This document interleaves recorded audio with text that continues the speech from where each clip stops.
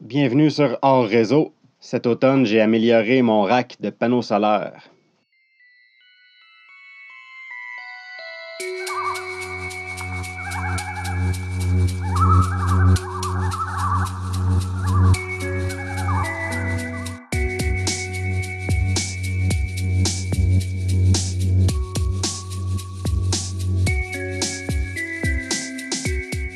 Un matin, on observait les harlupés pendant environ 30 minutes. Malheureusement, je n'ai pas d'image, mais je m'en souviens. Regardez comment ils coupent la brume en deux.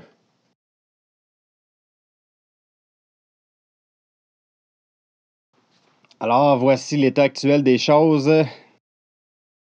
Mes panneaux solaires do-it-yourself, avec de la vitre et du plywood. Un vieux panneau qu'on m'avait donné. Voici celui qu'on va poser éventuellement. Puis là, il y en avait 4 panneaux industriels déjà posés. La très vétuste antenne Explanet. Utilisez pas ça, c'est mauvais. Puis là, on voit les 4 panneaux Canadian Solar 380 watts. J'avais connecté ensemble tous les panneaux do-it-yourself et les petits panneaux. C'était pas nécessairement une bonne idée, là. Ça a bien fonctionné pendant un moment. Mais là, j'étais rendu à faire de la maintenance et puis l'automne arrive. On voit, là, c'est gris. J'ai besoin d'électricité. Je l'avais fait il y a 2 ans, l'automne, puis il y a eu environ 5 jours de soleil en 3 mois. Cette disposition de panneaux ne fournissait pas assez. C'est ça, il y a un problème dans mes panneaux do-it-yourself et ou les vieux panneaux là, qui sont très dégradés, alors je pouvais plus les connecter ensemble. En plus, ils n'étaient pas dans le même angle. Donc, je démonte le rack pour pouvoir le remonter plus gros et plus haut. Plus solide aussi. Là, il y avait 3 mètres de large et puis l'idée, ça va être d'aller à 4 mètres. Alors ici, on voit, on a commencé à le mettre plus haut. On a mis une deuxième barre directement collée sur la barre qui est attachée dans la roche. Mais juste là, il y a une petite erreur. On aurait dû la mettre vers l'avant. Ça aurait évité un problème où le nouveau rack est un petit peu derrière celui qui était déjà là. Donc, malheureusement, un petit peu d'ombre à cause de cette décision. On apprend à la dure. Alors, j'ai posé les 2 barres du haut. Si vous remarquez quelque chose, elles sont beaucoup plus longues que les barres originales.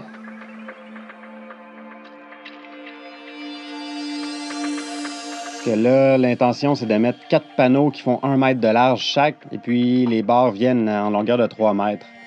Alors, j'ai commencé à les couper et à les limer. Parce que j'ai décidé que j'apprenais à souder au MIG. Ça fait un bout que je fais de la soudure électronique, et puis je pense que le temps était venu que j'apprenne la soudure de métal. Ça faisait vraiment longtemps que je voulais apprendre ça. Mais comme dans plusieurs projets, des fois, j'ai peur des inconnus. Mais enfin, j'ai acheté la machine et j'ai regardé entre 50 et 100 heures de tutoriels sur YouTube. Je trouve ça formidable comment il y a plein de gens dédiés là, qui nous montrent leur technique. Alors, cette vidéo, c'est ma première soudure à vie. En aucun cas, c'est un tutoriel. Renseignez-vous ailleurs, là, c'est ce que je recommande là, sur YouTube. Des fois, il y a des gens qui donnent des mauvais conseils, dont moi-même, ça peut arriver. Alors, renseignez-vous sur plusieurs canaux, là, et faites-vous une idée plus avertie là, avec plusieurs sources. Mais bref, la première étape, c'est d'enligner les barres parce que je veux que ce soit droit.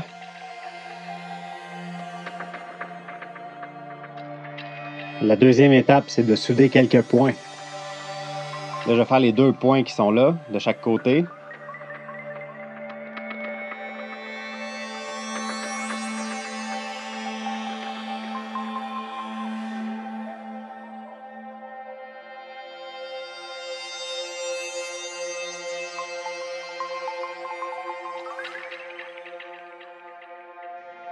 Une fois que les points sont faits, on ajuste l'angle dans le morceau parce qu'il y a encore du jeu, mais ça tient.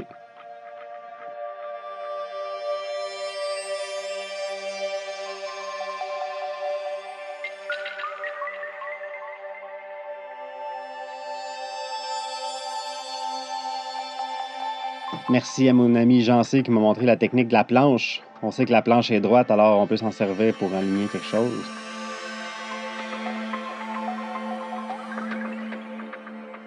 Je fais le troisième coin. Une technique importante, c'est de tenir l'électrode à deux mains pour être plus stable et mieux contrôler le mouvement. Ensuite, il faut faire des petites oscillations, là, mais mettre un angle de plus ou moins 45 degrés. Vous irez voir des professionnels. Là. Moi, c'est ma première soudure à vie, je répète. On m'a aussi recommandé d'acheter un meilleur casque. Là. J'ai le casque le plus de base, mais semble-t-il que la lentille n'est pas bonne et puis ça pourrait endommager mes yeux à long terme. Mais bref, bon, j'en fais vraiment pas beaucoup. Là.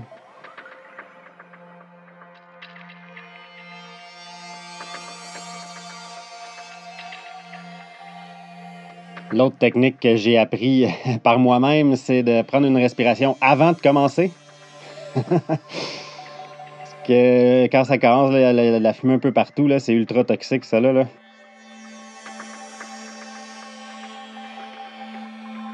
J'ai choisi la technologie MIG Flux Core, c'est-à-dire qu'il y a de la résine ou quelque chose qui va se vaporiser directement dans le fil qui évite d'avoir une bonbonne de gaz. Normalement, la soudure MIG va avoir besoin d'une deuxième bonbonne qui est du gaz, du CO2 ou autre. Mais dans mon cas, étant donné que je suis isolé, j'aime mieux dépendre du moins de morceaux possible. Ça fait un moins beau travail, mais c'est plus pratique dans mon cas. Donc, on nettoie la soudure. Malheureusement, je ne l'ai pas boffé, c'est-à-dire je ne l'ai pas poli. J'aurais dû utiliser un grinder pour la planir. Par le fait même, vérifier que la soudure est bonne. J'avais commencé à faire ça avec l'onduleur Renogy 3000 watts 12 volts. Mais malheureusement, ça ne fonctionnait pas du tout. Dès le premier arc, l'onduleur échouait et puis la machine redémarrait. Donc, c'était pas capable de fournir l'électricité requise pour ça, là, qui est pourtant 15 ampères, 120 volts, normalement. Mais, de toute évidence, ça tire plus que ça. Il doit y avoir des pics assez puissants, là. C'est ça qui arrive, là. Finalement, j'ai changé d'équipement. J'ai pris un Magnum 2800 watts, 12 volts, qui, lui, arrive à faire fonctionner la machine, qui est beaucoup plus lourd, là. Il fonctionne avec un gros transformateur. Coûte à peu près le triple de tous les autres onduleurs, mais bon, ça fonctionne. J'ai refait la plupart des soudures 2 fois de toute façon, pour être sûr. Comme là, je vois qu'il y a un petit trou, et puis je vais l'améliorer. L'important, c'est de faire le petit mouvement, là, puis d'accumuler un petit lac, comme ils disent. Là. On voit, là, il y a une section qui va être liquide, celle qui est incandescente là, quand j'arrête de souder. Donc, l'idée, c'est que le métal devient liquide des deux bords, plus celui qu'on rajoute, et enfin, ça devient un seul morceau. Ici, j'aime bien la texture. Il a sorti une sorte de matière filamenteuse. Je pense que je vais pas respirer ni avaler ça. Dans la vie, j'aime bien les fractales et puis j'adore la texture que ça a donné tout ça.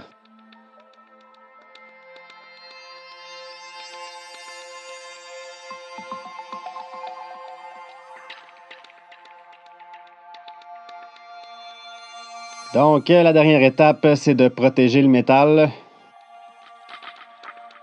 Oups! J'ai pas attendu que la barre refroidisse. On voit la peinture bouillir. Peut-être que c'est pas bon. Est-ce que c'est bon? Je sais pas. Je pense pas que ce soit très bon.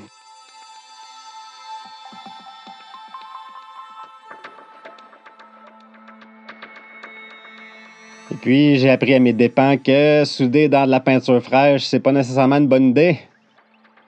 Aïe, le feu!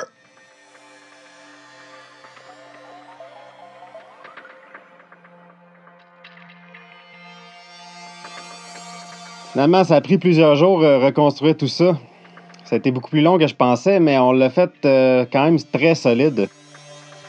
Je dirais que ça a coûté 2-3 barres de plus que ce que je pensais au début. Mais pour vous donner une idée des travaux, allons-y. Oh, avec la lune.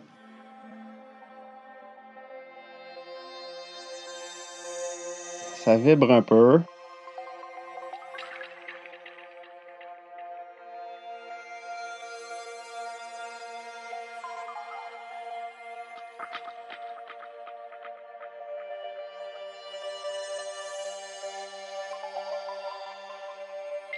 On va essayer, c'est prêt à recevoir une barre.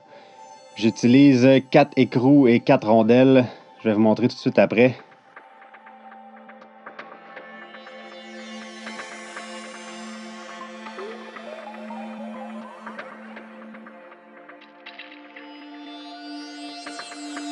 Oh, c'était joli ce matin-là. Et puis, on est plus haut que le camp et beaucoup plus haut que la nouvelle cabane. Ah! Je dois bien mentionner que malheureusement, on a brisé un panneau. Ça a été difficile, là. Le rack s'est mis à bouger un peu et puis il a fallu l'attacher rapidement avec une sangle. Sauf qu'en faisant ça, il y a un œillet qui est venu s'accoter sur la vitre à l'intérieur et puis qui a fait une grosse craque. Là. Il y a une dizaine, 10-15 craques au moins. Alors éventuellement, je vais le réparer. J'en ai acheté un autre là, pour... je dépends de ça pour mon travail, alors c'est très important.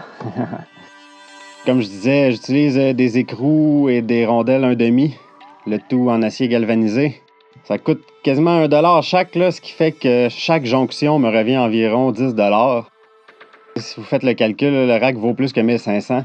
Chaque barre est environ 70 $ et puis chaque jonction 10 $. Là, ça revient quand même assez cher tout ça. On a décidé en improvisant de poser 2 barres en angle droit, presque en angle droit, ce qui a créé plusieurs triangles. J'ai l'impression que c'est très solide tout ça, là, sans avoir fait d'ingénierie civile. On voit aussi comment on a attaché les échelles avec des sangles pour être sûr que ça bouge pas pendant qu'on monte le panneau. Là, malheureusement, j'ai pas les images de la rangée d'en haut, mais on a réussi à poser le premier. Mais il a fallu qu'on le redescende, qu'on le remonte ensuite, parce que si vous remarquez bien, ce qui est arrivé, c'est qu'on les a attachés à partir d'environ 85 cm. C'est-à-dire que les 85 cm du haut du panneau sont directement dans les airs, et puis ensuite, ça s'accroche sur la barre du haut. J'ai été chercher plus de jeux en faisant ça. Ça a été vraiment plus difficile de faire ça comme ça, parce que les panneaux sont vraiment lourds. Le camp est un peu dans un trou, et puis c'est bon d'aller plus haut là, à cause de l'ombre des arbres. Il manque certaines informations, alors voici, j'utilise du feuillard pour attacher les panneaux. C'est pas nécessairement la meilleure solution, mais ça fonctionne, là. Pour couper le feuillard, je prends une pince et puis je le plie plusieurs fois. Là, d'habitude, c'est plus rapide que ça. Alors, en alignant les trous, j'ai ensuite des écrous et boulons que je peux mettre là.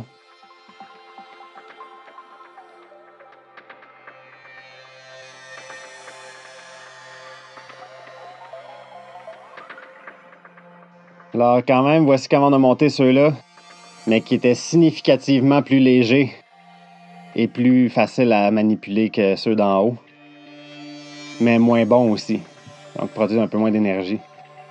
Alors, les 4 du haut, c'est des Canadian Solar 435 watts bifaciaux. Puis ceux qu'on est en train de poser, c'est des LG Neon 2 bifaciaux. Je pense que c'est 410 watts. Mais malheureusement, ils sont discontinués. LG a décidé d'arrêter de fabriquer les panneaux, qui sont très bons. Je ne sais pas pourquoi ils ont arrêté. Et eux, ils ont utilisé une surface transparente, ce qui permet à la lumière de passer au travers là où il n'y a pas de cellule. Puis éventuellement, cette lumière-là peut refléter et revenir dans la cellule. Les 8 panneaux qui vont être là sont tous des bifaciaux, de nouvelle technologie, nouvelle génération, là. C'est vraiment exceptionnel. Honnêtement, j'ai décidé d'investir là-dedans là, parce que ça fonctionne vraiment bien. Puis je manquais d'électricité pour l'automne. Les panneaux sont spécifiés pour plus de 25 ans. Ensuite, ils montent jusqu'à 500 watts et plus, là. Quand ils sont en plein soleil, là, ça monte à plus que la valeur spécifiée. Et puis, ça fait un total de 2000 watts par rangée. Là, je les ai connectés 2 par 2, ce qui fait que ça monte en plus de 80 volts, là, entre 80 et 90 volts environ. Ce qui fait que maintenant, j'ai des câbles beaucoup trop gros pour ce que j'ai besoin, mais en fait, ça augmente la sécurité, là, donc les câbles vont moins chauffer. C'est très bien. Ce qui fait que je gaspille un peu de cuivre, mais bon, c'est pas grave. Ça revient quand même assez cher tout ça, mais il faut savoir que je n'ai pas de route. Donc, un camion avec une nacelle ne peut pas venir. Depuis le temps que j'ai filmé ça, c'est l'hiver qui a commencé cette semaine. J'ai fabriqué un grand balai à partir d'un vieux balai qui était fait avec une tête d'épinette. Et puis, j'ai aussi un pic à glace qui est lui aussi fait à partir d'une tête d'épinette. Ces morceaux de bois-là doivent avoir une centaine d'années au moins, là. C'est vieux.